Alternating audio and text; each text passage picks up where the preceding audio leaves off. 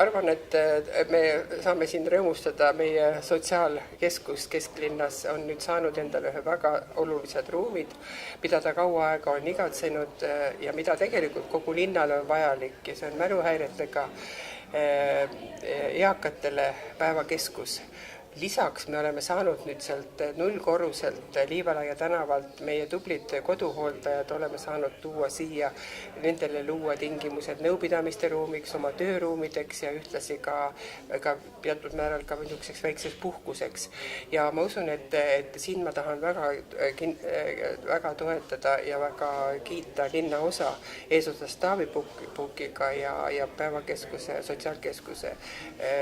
juhiga Juliaga, kes tegelikult nii pühendunult tegid seda projekti ja tegid väga suure eeltöö ära, nii et minu ülesanne abilinnapeana oli ainult toetada, et linn lisaeelarvest leidis selle finantseerimise ja toetas seda ja ma arvan, et me oleme õiget asja toetanud mäluhäiretega eakate hulk kasvab Tallinna linnas seoses vanuse kasvuga ja ma arvan, et praegu me oleme täiesti selle oma sotsiaalhoolekande sellise vajadustega ja nende rahuldamisega kaasa läinud ja siin tõesti soovin edu, soovin jõudu nendele inimestele, kes siin töötama hakkavad. Tõepoolest, et täna saab kesklinn ühe suurepärase asutuse juurde, et avame kesklinna mäluhäiretega eakatele sotsiaalkeskuse filiaali. Tegelikult on see tegevus toimunud juba varem meie Liivalaia tänavaruumides, aga need tingimused on juba üsna vananenud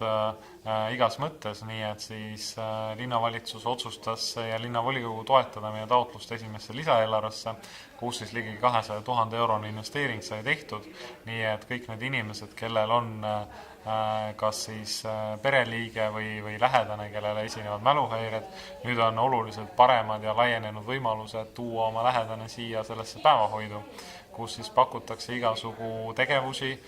kus nad saavad 3 korda päevas sooja sööki, nii et ei pea enam muretsema selle pärast, et kuidas see lähedane päeval kodus hakkama saab. Ja miks on see eriti oluline, et eks see on üks osa sellisest väärika vananemise protsessist, et need inimesed mäluhäiretega, see ei ole tegelikult sedavõrd tõsine haigus või probleem, et inimene peaks hooldekodus elama, et just see tagabki selle, et inimene saab kauem elada oma kodus, mis on tema jaoks kindlasti väga oluline ja siin igapäevaselt hoitakse silma peal, nii et ma usun, et väga paljude inimeste südamed on nüüd palju rahulikumad, kui meie see asutus siin suurepäraselt tööle hakkab.